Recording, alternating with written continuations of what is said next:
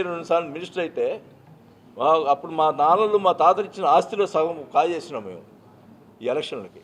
ఈరోజు చెప్తా ఉన్నా, ఈరోజు జనాలకి ఎట్టిస్తున్నాడు అని చెప్పి ఎందుకు అంటే నేను మొదటి నుంచి కూడా చిన్నప్పటి నుంచి కూడా నేను స్కూల్లో కాలేజీలో చదివేటప్పుడు కూడా ఎవరైనా నా పక్కన నా ఫ్రెండ్స్ ఎవరైనా డబ్బులు అడిగితే నేను ఎప్పుడు కూడా ఇంట్లో గొడవ చేసి కాదనుకున్న డబ్బులు ఇచ్చే మనస్తత్వం నాది. నా దగ్గర 10 రూపాయలు ఉంటే ఇంకో 20 రూపాయలు అప్పు చేసి నేను ప్రజలకు డబ్బులు ఖర్చు పెడతా ఉన్నా. అది ఓచుకోలేక 100 కోట్లు సంపాదించాడు, లేకపోతే ఇంత ఖర్చు పెడతా ఉన్నాడు. నేను ఈరోజు చెప్తా ఉన్నా, ఇప్పుడు టౌన్లోనే నాకు 15 కోట్ల రూపాయల అప్పు ఉంది. అది కూడా తెలుగుదేశం వాళ్ళు నాయకులు, తెలుగుదేశం సంబంధించినట్టు వాళ్ళ దగ్గర అప్పు తీసుకున్నా. వాళ్ళు ఇచ్చిన డబ్బులు వాళ్ళని పోయి అడగండి, ఇది వాస్తవం కాదు. ఇంకోటి చెప్తా ఉన్నా, నేను ఎప్పుడు ఒకవేళ అప్పు తీసుకున్నా ఏదైనా అమ్మేనా అప్పులు ఇచ్చేస్తా, కానీ అప్పు తీసుకొని ఎగ్గొట్టే మనస్తత్వం కూడా కాదు నాది. కొంతమంది ఎలా ఉన్నారో తెలుసు, ఏ రకంగా ఉన్నారో తెలుసు.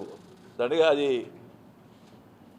అతను ఎవరైనా అది సొంత విషయం కాబట్టి నాకు అనవసరం. నా విషయం మాట్లాడుతున్నాను కాబట్టి నా విషయం చెప్తున్నా. నా పరిస్థితి ఖచ్చితంగా పోయిన ఎలక్షన్లో డబ్బు లేకపోయినా మరి మా వీకుడు మళ్ళీ ఎలక్షన్లు ఖర్చు పెట్టినాం, అది అందరికీ తెలుసు. ఈరోజు విలాస్ వేసినా దానికి డబ్బులు వచ్చాయి కూడా నా ఎలక్షన్ కోసమే ఖర్చు పెడతాడు ఆయన. అంటే నాకు నా స్నేహితుడు, నా బియ్యం కూడా ఆయన.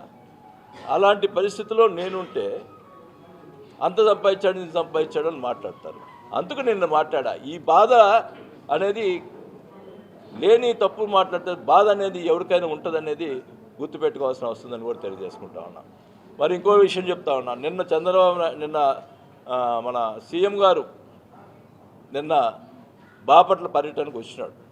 ఈ తుఫానుకు సంబంధించిన పర్యటనలో ఏం రాస్తారు ఇవాళ పేపర్లో? చొక్కా నల్లకుండా ఆయన ఏదో హెలికాప్టర్లో వచ్చి ఏదో చేయి ఊపిసిపోయాడు అని మాట్లాడు.